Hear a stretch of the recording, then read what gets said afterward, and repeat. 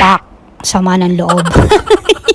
Kailangan kasi natin, may kailangan kasi tayong bilhin. So, ayun pala ang itsura ng mga coins dito. Yan po pala ay 50 cents at saka $1 lang. Ayan. Papakita ko pa yung kalitsura. Pak, ganon. Ganda niya. Para siyang 10 piso sa Pilipinas yung itsura niya. Pero 1 cents lang dito sa Pilipinas. Ito ang 50 cents. Yan. Hindi 1 cents, $1 pala. Yan ang 50 cents at saka $1. So, ayan.